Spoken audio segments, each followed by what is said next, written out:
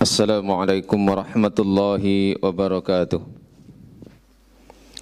Innal hamdalillah nahmaduhu wa nasta'inuhu wa nastaghfiruh wa natubu ilaihi wa nastahdi wa na'udzu billahi min syururi anfusina wa min sayyiati a'malina. May yahdihillahu fala mudilla lahu wa may yudlil fala hadiyalah. Asyhadu an la ilaha illallah wahdahu la syarika lahu wa asyhadu anna Muhammadan abduhu wa rasuluh. Allahumma salli ala Muhammad wa ala ali Muhammad kama sallaita ala ali Ibrahim innaka Hamidum Majid wa barik ala Muhammad wa ala ali Muhammad kama barakta ala ali Ibrahim innaka Hamidum Majid. Ya ayyuhalladzina amanu taqullaha haqqa tuqatih wa la tamutunna illa wa antum muslimun.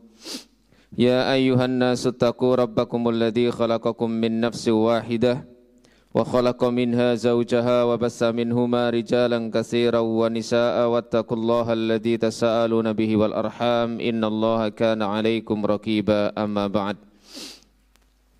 Ma'asyiral ikhwah fid din rahimani wa rahimakumullah. Alhamdulillah, pada kesempatan malam hari ini marilah kita tidak lupa untuk senantiasa bersyukur kepada Allah Subhanahu wa taala karena Allah taala telah melimpahkan rahmat-Nya, taufik, hidayah serta ma'unah kepada kita sehingga Allah Subhanahu wa taala memudahkan kita dan memberi kesempatan kepada kita sampai dengan malam hari ini di waktu yang penuh barokah ini insyaallah untuk menambah ketaatan-ketaatan kita kepadanya yang mudah-mudahan menjadi pemberat timbangan amal kebaikan kita kelak di akhirat. Amin ya rabbal alamin. Kita lanjutkan membaca kitab Al-Lil Imam Asy-Syafi'i rahimahullahu taala. Masih pada kitab Shalah juz yang pertama. Pada pertemuan yang lalu kita membaca bagaimana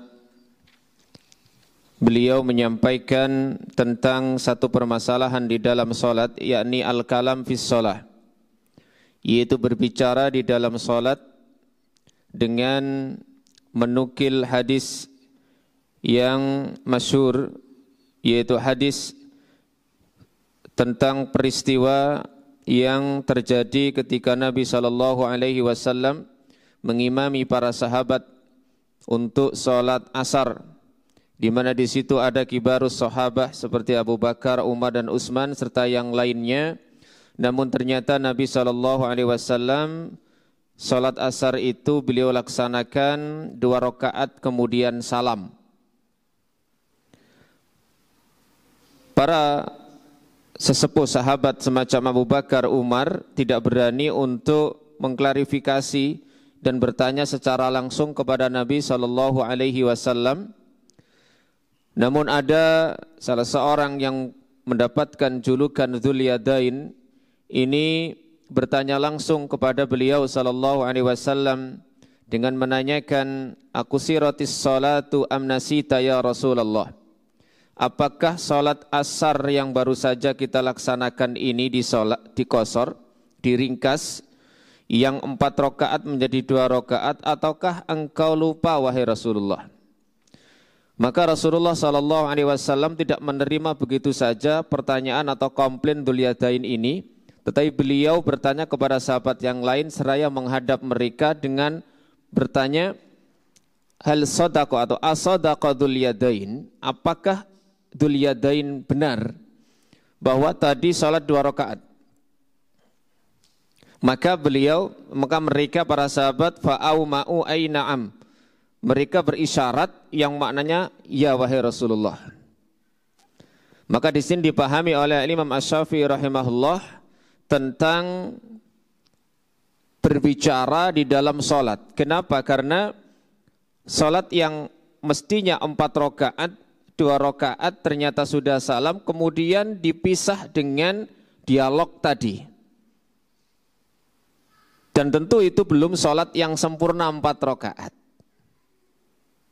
Nah, hal seperti inilah yang dibahas oleh Imam Asy-Syafi'i rahimahullah, bahwa siapa yang berbicara di dalam salat kemudian dia melihat bahwa dia telah menyempurnakan salatnya, seperti yang terjadi pada Nabi SAW yang menyangka salat itu sudah 4 rakaat.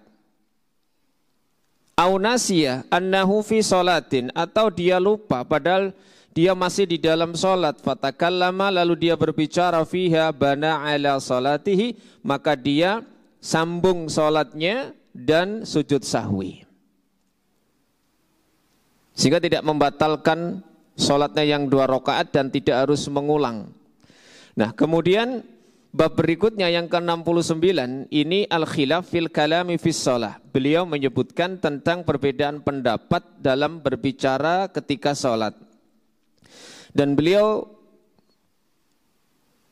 sampaikan dengan argumentasi beliau tentang orang-orang yang berpendapat apa yang disampaikan oleh beliau tentang orang yang berbicara di dalam sholat karena lupa atau mengira sudah sempurna, itu pendapat yang salah.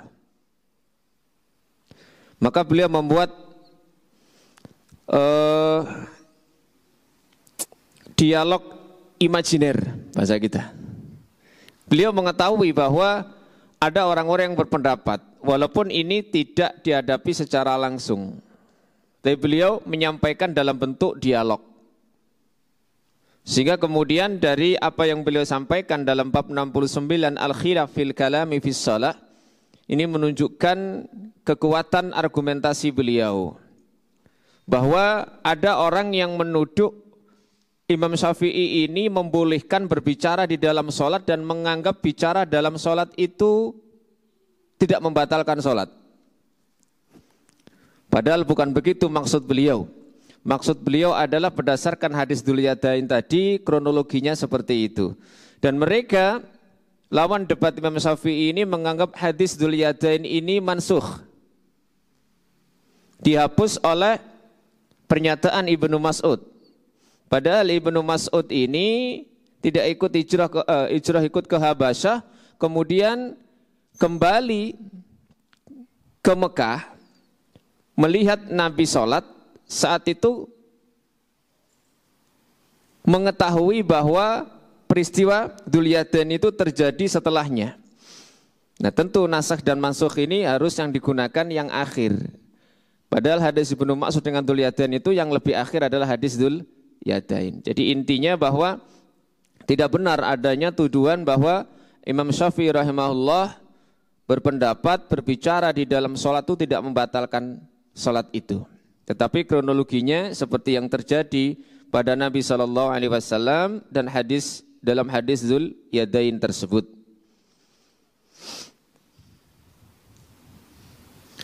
Berikutnya bab yang ke-70 adalah babu kalamil imami wa julusihi ba'das salam.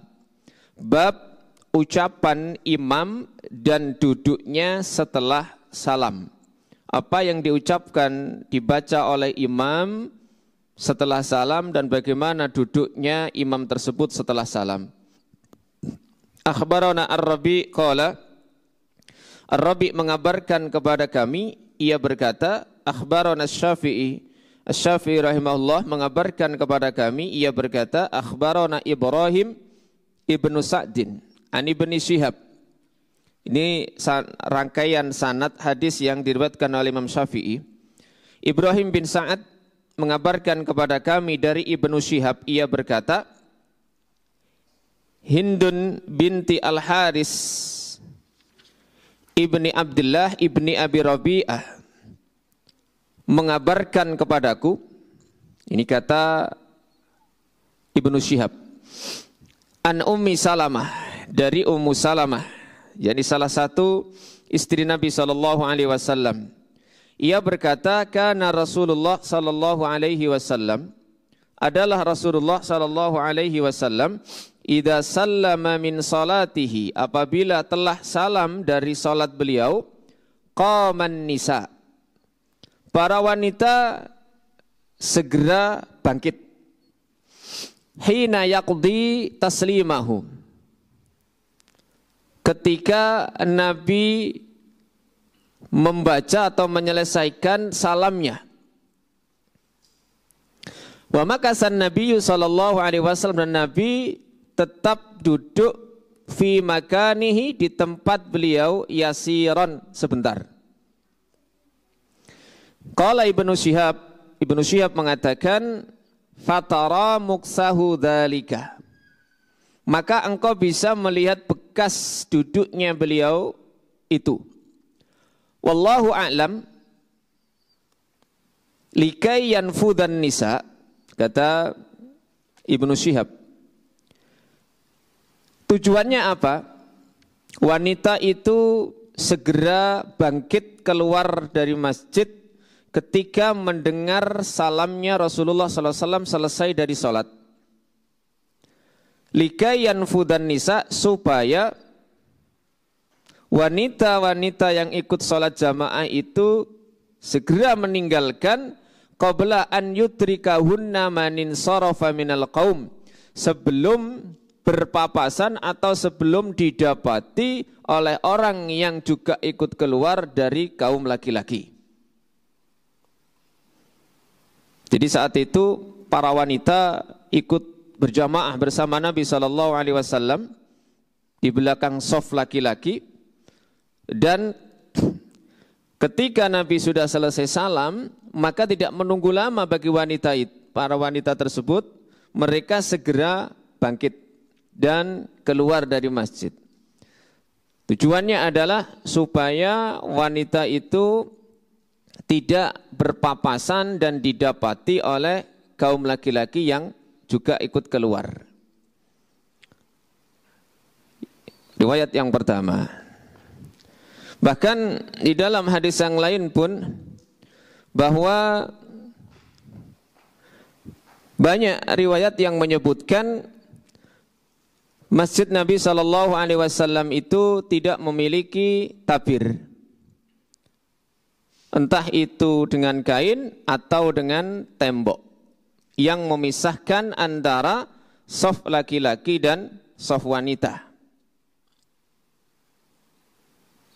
Sehingga Nabi SAW menyampaikan khairu sufufir rijali awwaluha, sebaik-baik shaf laki-laki itu yang awal, yang paling depan.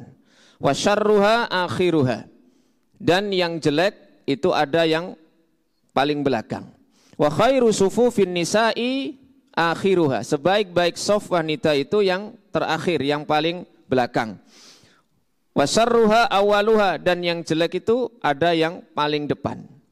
Sampai pernah diceritakan di zaman Nabi SAW, dan ini memang gambaran potret manusia secara umum, entah sekarang atau di zaman Nabi, para laki-laki terutama. Ada seorang wanita yang terkenal paling cantik di antara wanita-wanita yang ada, itu yang ikut sholat jamaah bersama Nabi SAW. Kalau dikatakan cantik, kira-kira mereka melihat wajahnya apa enggak? Melihat ya. Ikut sholat jamaah. Sebagian sahabat yang laki-laki milih di depan supaya tidak bisa melihat, ngelirik wanita itu. Nah, sebagian itu mustakhirin, milih terlambat dan yang soft terakhir. Tujuannya apa? Mereka ketika rukuk itu bisa melihat lewat celah-celah ketiak mereka, si wanita ini. Makanya ada ayat walaqad alimnal mustaqdimina minkum wal mustakhirin. Itu Allah sendiri yang menyatakan, sungguh kami tahu siapa yang mencoba untuk jadi soft yang pertama dan siapa yang lambat-lambat. Itu tadi tujuannya. Makanya Nabi kemudian sampai tadi mengatakan khairu sufufir rijal awwaluha wa syarruha akhiruha.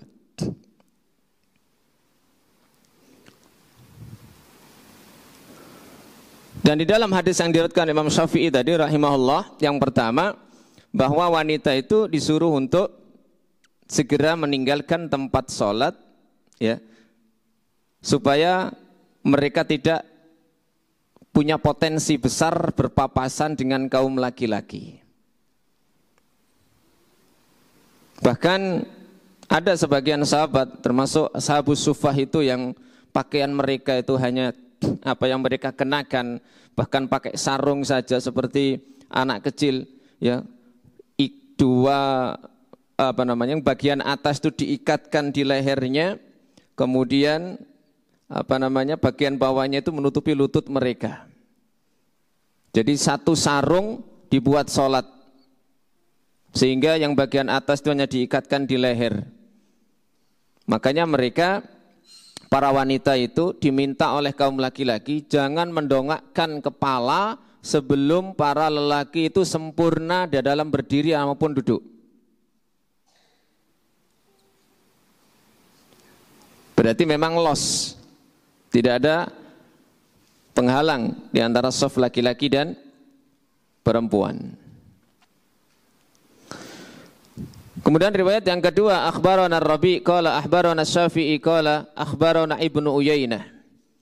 Ibnu Uyainah mengabarkan kepada kami, ini riwayat yang kedua. Riwayat yang pertama tadi derajatnya sahih, juga dikeluarkan oleh Imam Bukhari di dalam bab masalah adzan. Kemudian juga Abu Dawud serta Ibnu Majah dan Imam An-Nasai dalam sunan mereka. Riwayat yang kedua, akhbarana Ibnu Uyainah. Ibnu Uyainah mengabarkan kepada kami. Ini maksudnya adalah Sufyan Ibnu Uyainah, salah satu guru dari Al-Imam Asy-Syafi'i rahimahullah. An Amr bin Dinar, dari Amr bin Dinar, an Abi Ma'bad, dari Abu Ma'bad, an Ibni Abbas, dari Ibnu Abbas radhiyallahu anhuma, ia berkata, kuntu a'rifu inqidha'a salati Rasulillah sallallahu alaihi wasallam. Saya mengetahui selesainya salat Rasulullah sallallahu alaihi wasallam bit takbir, dengan ucapan takbir, dengan lafaz Allahu Akbar.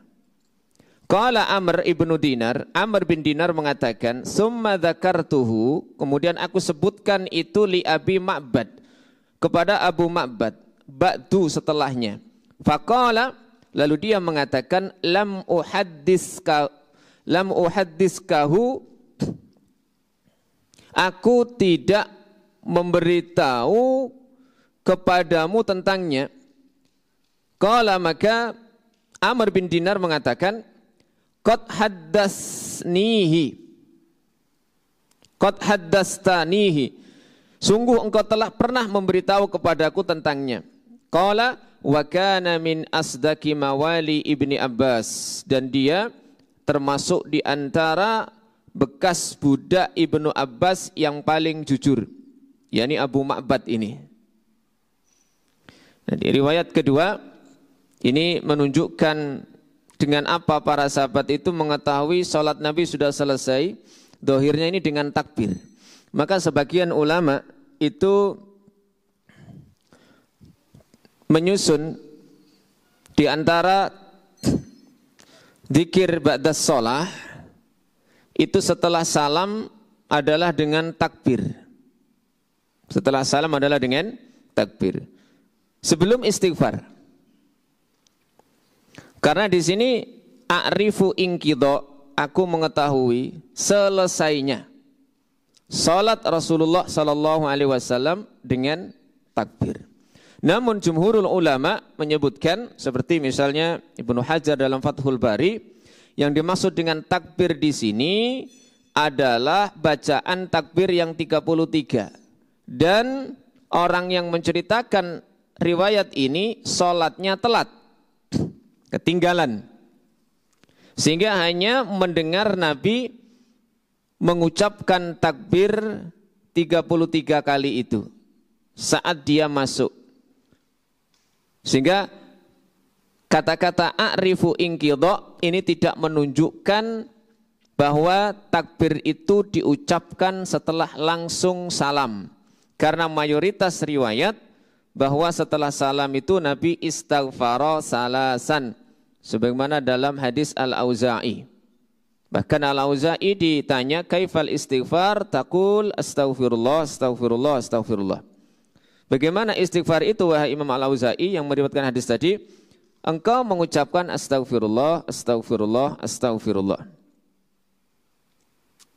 Jadi takbir di sini tidak menunjukkan ucapan yang langsung setelah salam. Walaupun ada tadi sebagian ulama yang mengambil hadis ini bahwa setelah salam itu juga dianjurkan membaca takbir Allahu Akbar baru istighfar.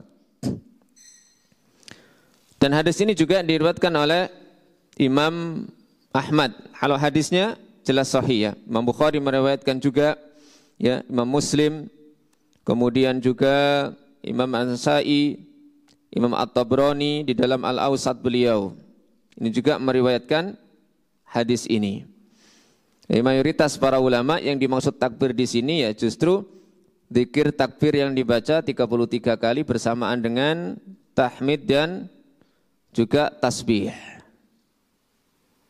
Tapi jika ada yang setelah salam mengucapkan takbir ya kita maklumi karena memang sebagian ulama juga memakai hadis ini secara langsung, secara tekstual bahwa ya takbir setelah salamnya Nabi SAW.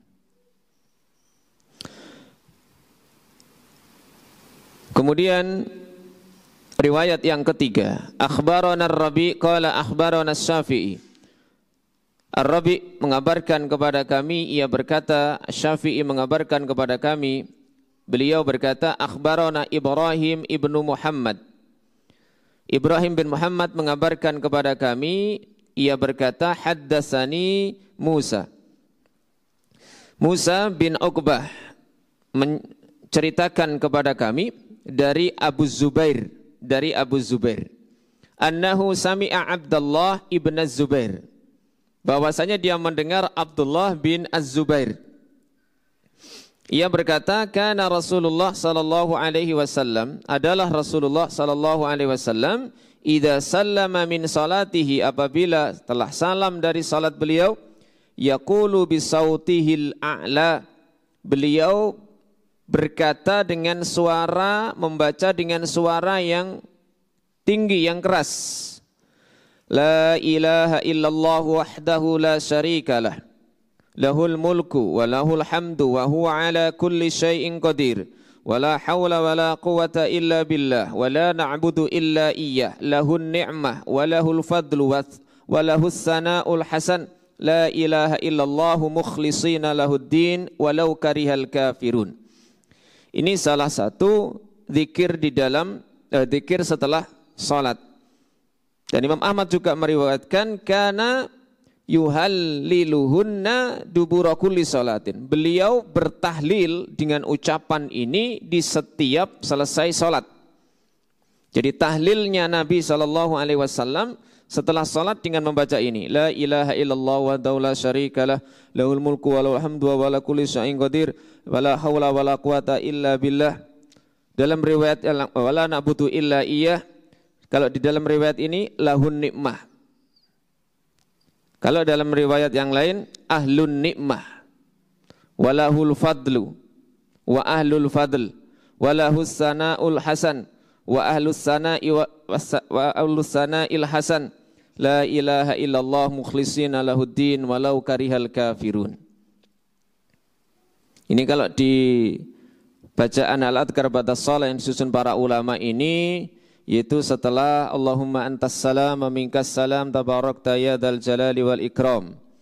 Baca ini la ilaha illallah wa la syarika la lahul mulku wal hamdu wa la kulli syai'in qadir wa la haula wa la quwata illa billah wa la na'budu illa iyyah, ahlun nikmah atau lahun nikmah, walahul fadl walahus sana'ul hasan. Kemudian la ilaha illallah mukhlisina lahuddin walau karihal kafirun. Ini tahlilnya Rasulullah sallallahu alaihi wasallam setelah salat. Dan ini dibaca oleh Nabi dengan suara yang keras. Sehingga dari tiga riwayat ini yang semuanya sahih, beliau kemudian berkesimpulan, berpendapat, wa hadza minal mubahi, dan ini termasuk hal yang mubah, lil imami, bagi imam, wa ghairil ma'mumi, dan selain makmum. Kalau bagi imam dan selain makmum berarti bagi imam dan munfarid yang sholat sendiri. Qala, berkata, beliau mengatakan, wa ayyu imamin imam apa saja, dzakarallaha bima wasaftu jahran, berzikir kepada Allah dengan apa yang aku sifatkan, apa yang diriwayatkan tadi, jahron secara jahr, au sirran atau sirri, au bi ghairihi atau yang lainnya, fahasanun maka bagus. Artinya beliau tidak membatasi apa yang beliau riwayatkan dari zikir-zikir setelah sholat, baik dengan jahr ataupun sirri. Wa akhtaru, dan aku memilih, lil imami bagi imam, ini kalau sholat jamaah, wal ma'mumi dan makmum, an yadhkura Allah, untuk berzikir kepada Allah, ba'dal insirafi, setelah selesai minas sholah, dari sholat. Setelah selesai sholat, bagi imam dan makmum supaya berzikir kepada Allah. Wa yukhfiyani adzikra, dan melirihkan, merendahkan suara zikirnya. Jadi kalau Imam Syafi'i ini ditanya antara zikir jahr dengan sirri, maka beliau memilih supaya imam dan makmum itu zikir dengan sirri, zikir dengan lirih. Illa, kecuali an yakuna imaman, dia menjadi seorang imam, yajibu an yuta'allama minhu, yang wajib dipelajari darinya. Artinya makmum belajar dari imam ini cara berzikir yang benar. Fayajhara, mongko banterno sopo imam, hatta yaro annahu qad tu'allima minhu, sehingga dia melihat bahwa orang itu sudah belajar darinya. Yeah. Jadi imam kalau ingin mengajari makmumnya cara berzikir yang benar, boleh untuk dijaharkan zikirnya. Ini kata Imam Syafi'i rahimahullah. Sehingga ketika dia sudah melihat, mengetahui bahwa dari imam itu sudah ada yang diambil ilmunya oleh para makmum, summa yusirru, banjur keri-keri sirri. Kemudian dia melirihkan kembali zikirnya.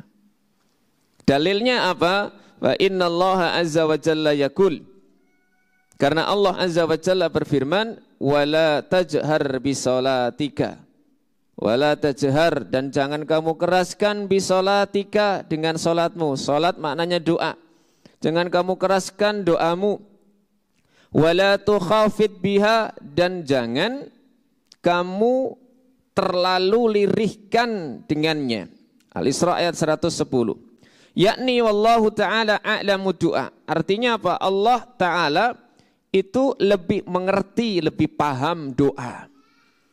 Wala tajharu tarfa, jangan kamu angkat, jangan kamu keraskan. Wala tukhafid biha, jangan kamu terlalu lirihkan. Hatta, sampai la tusmi'a nafsaka, sampai kamu sendiri tidak bisa dengar.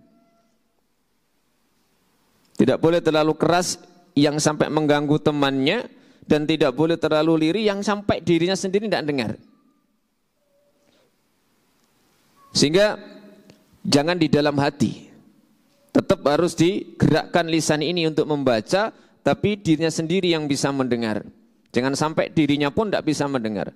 Wa ahsabu ma rawa Ibnu Zubair, dan aku menganggap bahwa apa yang diriwayatkan oleh Ibnu Zubair min tahlilin Nabi, berupa tahlilnya Nabi SAW, wa ma rawa Ibnu Abbas, dan apa yang diriwayatkan oleh Ibnu Abbas min takbirihi kama rawainahu, dari takbirnya tadi, dari hadis takbir tadi, seperti yang kami juga telah meriwayatkannya. Ini. Jadi bagi salat jamaah, imam dan makmum itu tetap dianjurkan berzikir, dan kaifiahnya menurut Imam Syafi'i seperti tadi. Boleh dengan jahr, boleh dengan sirri. Tetapi beliau memilih bagi imam itu hendaknya melirihkan, termasuk makmum zikirnya, kecuali imam yang ingin mengajari makmumnya bagaimana cara berzikir yang benar. Ketika mereka sudah belajar cara berzikir yang benar dari imam tersebut, maka summa yusirru, imam tersebut melirihkan bacaannya. Ini pun dinukil oleh penulis kitab Fathul Mu'in, Asy-Syaikh Jainuddin Al-Malibari rahimahullah ta'ala, ketika membahas tentang amalan setelah sholat. Beliau menyampaikan di dalam Fathul Mu'in ini, wa sunna dzikrun wa du'aun sirran akibaha, disunnahkan berzikir dan berdoa sirran secara sirri setelah sholat. Ay as-shalah ay yusannul israru bihima limunfaridin wa ma'mumin wa imamin. Disunnahkan mensirrikan zikir dan doa itu bagi orang yang sholat sendiri dan makmum dan juga imam. Lam yurid ta'lim al-hadirin, yang tidak ingin mengajari hadirin, orang yang hadir.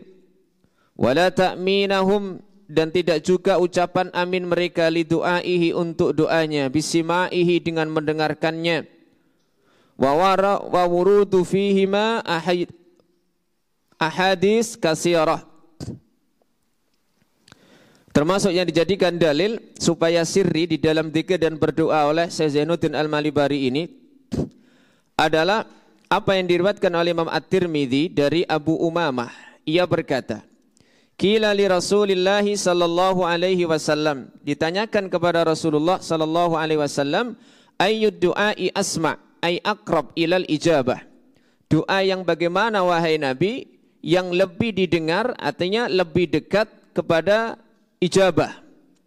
Beliau menjawab, jauful laili wa dubura as-salawati, jauful laili wa dubura as-salawatil maktubah, di tengah malam dan setiap selesai salat wajib. Warawa as-syaikhan an Abi Musa qala kunna ma'an Nabi sallallahu alaihi wasallam. Imam Bukhari juga Imam Muslim meriwayatkan dari Abu Musa, ia berkata, kunna ma'an Nabi sallallahu alaihi wasallam, kami dulu bersama Nabi sallallahu alaihi wasallam. Fa kunna idza ashrafna ala wadin halalna, kami dulu ketika naik ke bukit, kami bertahlil, kami bertakbir, wartafa'at aswatuna, dan suara kami pun meninggi, tinggi, keras. Faqala an-nabiy sallallahu alaihi wasallam, maka Nabi sallallahu alaihi wasallam menyampaikan, ya ayyuhan nas, wahai manusia, irba'u ala anfusikum, kasihanilah diri kalian, fa innakum la tad'una asammah, karena sungguhnya kalian tidak berdoa kepada zat yang tuli, wala ghaiban, dan juga zat yang gaib, innahu hakimun sami'un qarib, sesungguhnya dia yang kamu mintai doa itu zat yang maha bijaksana, maha mendengar dan maha dekat. Ihtajja bihi al-Baihaqi, Imam al-Baihaqi berhujjah dengannya, wa ghairuhu, dan yang lainnya, lil israri bidzikri wad du'a, yaitu membaca zikir dan doa dengan sirri atau dengan suara yang lirih. Bahkan beliau menukil, qala syaikhuna, guru kami, syekh kami berkata, yakni Ibnu Hajar Al-Haytami. Ini guru dari, salah satu guru dari penulis kitab Fathul Mu'in. Ammal mubalaghatu fi jahri bihima, adapun berlebihan suara menjaharkan saat zikir dan doa fil masjid, di masjid, bihaitsu yahsulu taswisun, di mana itu terjadi taswis, yaitu gangguan, ala musallin, atas orang yang salat, fayambaghi hurmatuha, maka sudah selayaknya dilarang atau mengharamkannya. Maka demikian yang disampaikan oleh Musyafi'i di dalam kitab beliau sendiri, dan dinukil oleh juga tadi saya bacakan dalam kitab Fathul Mu'in, bagaimana zikir setelah salat itu. Berikutnya, wa ahsabuhu, dan saya menganggapnya innama jahara qalilan, bahwa ketika beliau menjaharkan qalilan, yang tidak selalu atau ada sedikit zikir beliau setelah salat. Tadi kan disebutkan bahwa Nabi juga mengeraskan suaranya dengan membaca la ilaha illallah wa la syarikalah. Atau ketika Ibnu Abbas menyampaikan, kami mengetahui setelah salat itu berakhir dengan ucapan takbir, berarti keras suaranya. Karena kalau tidak keras tidak terdengar. Dan alasan Imam Syafi'i kenapa kadang-kadang Nabi mengeraskan bacaan zikirnya, liyata'allaman nasu minhu wa dzalik, supaya orang belajar dari beliau sallallahu alaihi wasallam.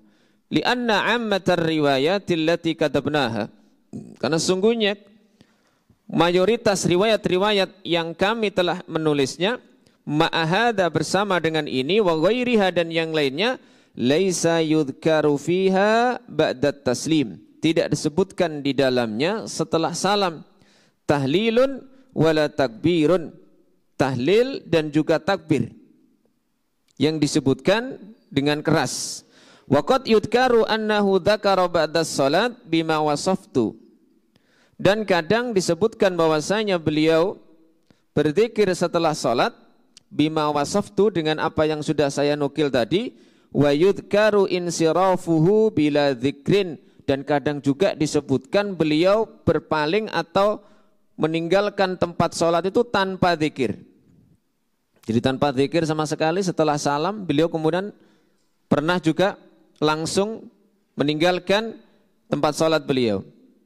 Wa dzakarat Ummu Salamah muksahu, Ummu Salamah menyebutkan tentang duduknya beliau, walam yudkar jahron, dan tidak menyebutkan kerasnya bacaan beliau.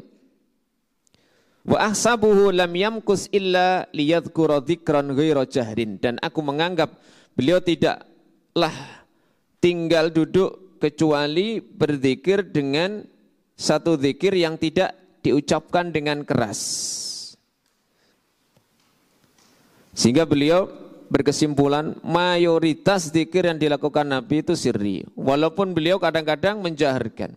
Kalau ada yang bertanya, wa mislu hadza, apa contoh lainnya kalau Anda berkesimpulan bahwa tujuannya Nabi zikir dengan keras itu untuk mengajari, tidak dilakukan terus-menerus? Apa jawabnya beliau? Kalau ada orang yang mengatakan seperti itu, contoh lainnya apa yang semisal dengan itu? Mislu annahu shalla 'alal mimbar. Contohnya Nabi pernah sholat di atas mimbar. Yakunu qiyamuhu wa ruku'u alaihi. Berdiri dan rukuknya Nabi itu di atas mimbar. Wa taqahqara. Lalu beliau mundur. Hatta yasjuda, sampai beliau bisa sujud di tempat sholat awalnya. Alal ardi, di tanah. Wa aksaru umurihi lam yusalli alaihi, tetapi di kebanyakan waktu beliau ngimami tidak dilaksanakan di atas mimbar. Walakinnahu fima ara ahabba an yu'allima man lam yakun yarahu mimman ba'uda anhu. Tetapi aku melihat bahwa beliau itu suka untuk mengajari siapa yang ada di belakang beliau, yang jauh dari beliau, kaifal qiyam, bagaimana berdiri, war ruku', bagaimana ruku', sehingga beliau harus naik di atas mimbar. Yu'allimuhum, untuk mengajari mereka bagaimana berdiri dan ruku'. Dan itu tidak dilakukan Nabi dengan sering. Ya. Karena jelas seringnya Nabi, beliau ya salat di tempat beliau sujud di situ, tidak di mimbar, tidak di atas mimbar. Anna fi dzalika kullihi sa'atun. Ya. Bahwa di dalam hal itu beliau mengatakan ada keluasan. Artinya ya silahkan mau jahar, mau sirri.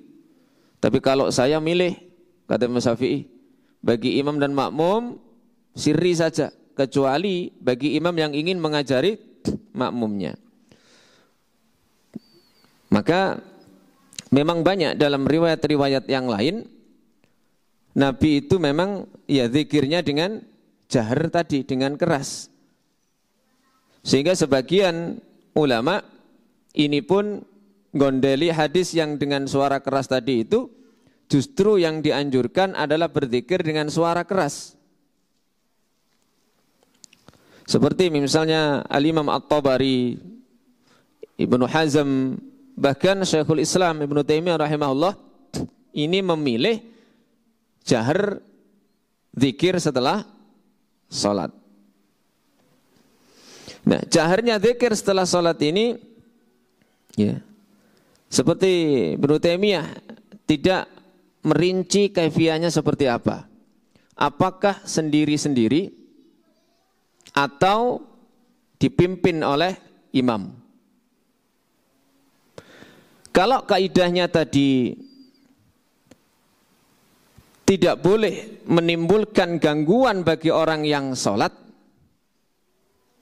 kalau seandainya dibaca jahar, kira-kira yang potensi mengganggu orang yang sedang sholat itu zikir keras sendiri-sendiri atau dipimpin satu orang? Yang potensi ganggu orang sholat ketika ada zikir keras antara imam dengan makmum, itu zikir yang dipimpin imam bareng atau sendiri-sendiri yang potensi ganggu?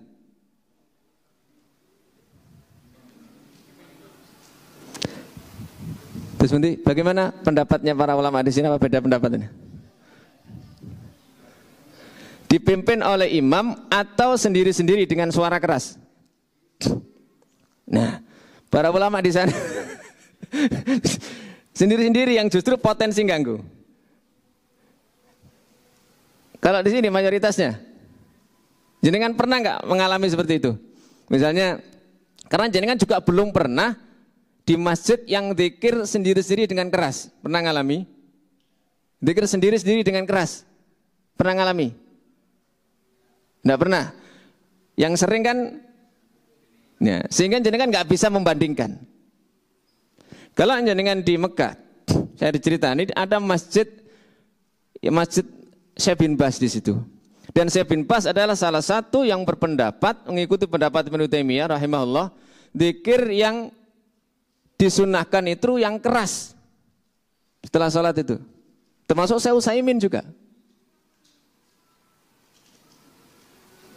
Nah, jenengan kalau ikut di situ akan bisa nanti membandingkan kira-kira yang potensi mengganggu, karena tidak bisa jenengan berkesimpulan tanpa mengalami sendiri. Itu tidak ilmiah. Kalau penelitian itu cacat. Kenapa? Karena jenengan tidak mengalaminya. Jika tidak bisa membandingkan antara potensi gangguan yang zikir dengan dipimpin imam dengan zikir yang sendiri-sendiri. PR nggih? PR. Makanya tadi saya Al-Malibari menukil ucapan dari guru beliau Ibnu Hajar Al-Haytami rahimahumullah, wa ammal mubalaghah. Mubalaghahnya di sini. Adapun berlebihan fid dzikri wad du'a, mengeraskan zikir dan doa. Jadi berlebihannya mubalaghahnya ini bihaitsu yahsulu taswisun ala musallin, di mana itu terjadi gangguan orang yang salat, fayambaghi hurmatuha, maka sudah selayaknya mengharamkannya, melarangnya. Entah itu zikir setelah sholat atau sebelum sholat, pokoknya suara banter yang punya potensi ganggu, maka itu dilarang. Perlu dihafalkan ibarah seperti ini. Kalau jenengan misalnya nanti dialog ya, sehingga ibarah-ibarah atau pernyataan-pernyataan para ulama mereka yang berkesimpulan dari nanas dalil itu bisa disampaikan. Kalau Imam Syafi'i sendiri sudah jelas, ya, beliau membolehkan jahar dan sirri, ya, walaupun tanpa menyebutkan kaifiyah entah satu komando atau sendiri-sendiri, tapi beliau memilih yang sirri, memilih yang sirri. Sedikit lagi.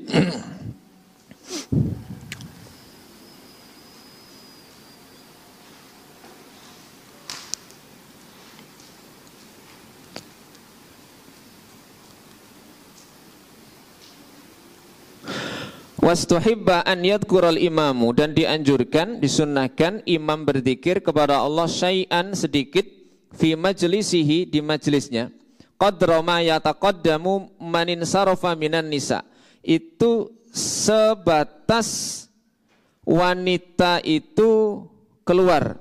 Ketika imam menghadap ke kiblat, dia tunggu. Kalau kondisinya makmum perempuan tanpa ada hijab, dia tunggu, jangan noleh dulu sampai makmum itu keluar. Ketika masih menolehnya ke barat, kalau di sini ya, imam itu apa yang dibaca? Syai'an minadzikri. Mungkin istighfar, Allahumma antas salam minkas salam tabarakta ya dzal jalali wal ikram.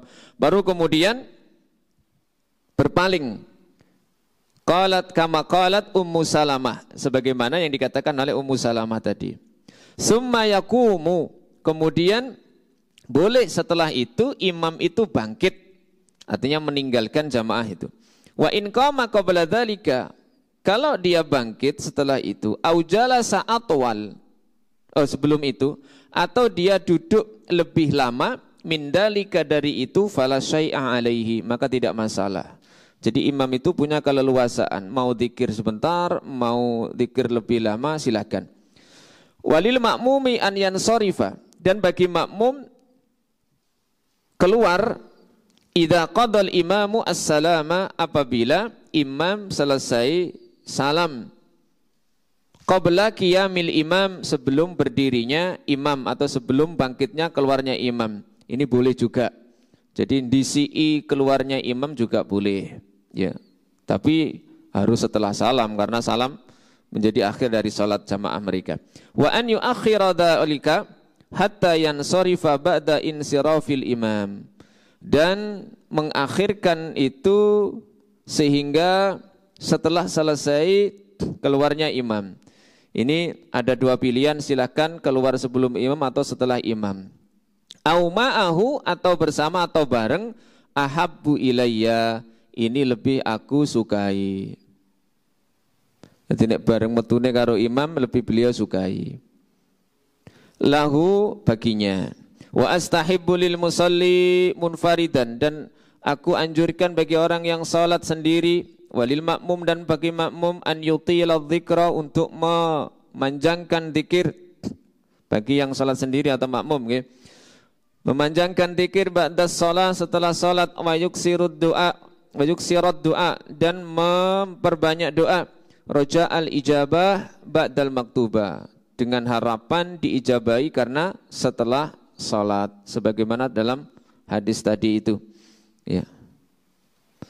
Jadi berdoa setelah salat ini pun, ya, oleh Imam Syafi'i dianjurkan, ya. Jadi tidak mutlak ditiadakan, karena berdasarkan hadis yang beliau riwayatkan tadi, bahwa setiap akhir salat itu menjadi kesempatan yang lebih diijabahi untuk seorang hamba ketika berdoa kepada Allah Subhanahu wa ta'ala. Maka ketika kita melihat ada orang yang setelah salat fardu angkat tangan, karena memang di antara secara umum adab berdoa adalah dengan angkat tangan, maka tidak perlu kita ingkari, walaupun kita tidak berdoa dengan kaifiyah seperti itu. Dan memang riwayat yang ada itu. Tetapi secara umum bahwa Nabi mengatakan dubura kulli sholatin itu dipahami setelah setiap selesai sholat maktubatin yang wajib, sehingga digunakan untuk berdoa. Dan adabnya berdoa salah satu adalah dengan angkat tangan. Ini kadang ada sebagian ikhwan itu yang mengingkari dengan keras. Padahal para imam sendiri pun, para ulama, mereka banyak yang mempraktikkan itu. Tetapi ya kadang-kadang imam sendiri itu lucunya ketika disampaikan fatwa Syekh bin Baz bahwa itu masalah yang khilaf, jangan diingkari, mereka baru lemes, baru lunak. Jadi ini jangan sampai ya, ketika disampaikan pendapat para ulama madhab misalnya, mereka belum bisa menerima, tapi ketika disampaikan fatwanya ulama kontemporer, mereka baru bisa menerima. Ini jelas terbalik, ya. Jadi kadang-kadang saya juga menggunakan trik seperti itu. Ya ini biasanya kalau dikatakan Syekh bin Baz begini, Syekh Utsaimin begini, Syekh Albani begini, justru baru nerima. Ya. Wallahu a'lam bishawab. Kita cukupkan sekian. Mudah-mudahan menjadi ilmu yang bermanfaat. Sudah masuk Isya, waktu Isya. Kita tutup dengan doa kafaratul majlis. Subhanakallahumma bihamdika asyhadu an la ilaha illa anta astaghfiruka wa atubu ilaik. Assalamualaikum warahmatullahi wabarakatuh.